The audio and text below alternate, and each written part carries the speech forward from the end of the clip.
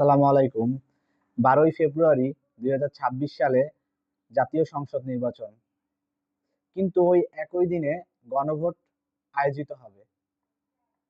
কিন্তু বাংলাদেশে অনেক মানুষই জানে না যে এই গণভোটটা আসলে কি? এই গণভোটে কেন হা ভোট বা না ভোট দিবে?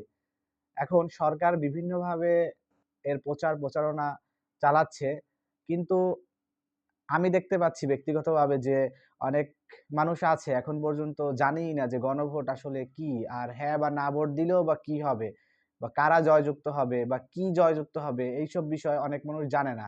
হয়তোবা সোশ্যাল মিডিয়ায় আমরা যারা আছি, যারা বুঝি তারা হয়তোবা আ সু বুঝ হালকা পাতলা হইলেও এই বিষয়ে উম জ্ঞান নিচ্ছি বা জ্ঞান ধারণা হচ্ছে। তবে অনেক মানুষই আছে যারা সোশ্যাল মিডিয়া অ্যাক্টিভ না বা অনেকে আছে সোশ্যাল মিডিয়া চালায় না। আ বিভিন্ন কাজে ব্যস্ত থাকে। আর অনেকে আছে যা সরকার যে ব্যানারের মাধ্যমে অ্যা প্রচারণা চালাচ্ছে যে গণভোটে এই কারণে গণভোটে হ্যাঁ ভোট দিবেন। আর এগুলো না জিতলে এগুলো যদি আপনি না রাজি থাকেন তাহলে না ভোট দিবেন।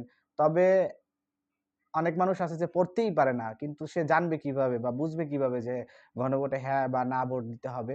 তাই আমি ব্যক্তিগতভাবে মনে করি যে সরকার যদি বেশি দিন নাই যদিও নির্বাচনের বাকি, তবে এই ১০ দিনেও যদি কেউ সরকারিভাবে হোক বা কেউ ব্যক্তিগতভাবে হোক যে যেরকম দাঁড়িপাল্লার লোক যেরকম নির্বাচনের প্রচারণা চালাচ্ছে সেরকমভাবে বিরোধী দল যেরকম হচ্ছে ধানের শীষে তারাও তাদের প্রচারণা চালাচ্ছে। সাথে তারা গণভোটেরও হালকা পাতলা আ বিষয় আলাপ করতেছে। কিন্তু আ আলাদাভাবে যদি কেউ আ গণভোটের বিষয়ে যদি হ্যাঁ বা না ভোট এই বিষয়ে মানুষের কাছে প্রচারণা চালাতো তাহলে আমি মনে করি যে উম হয়তোবা ভালো হতো আরকি। কারণ অনেকেই বুঝতে পারতেছে না যে গণভোট আসলে কি? গণভোটে হ্যাঁ বা না।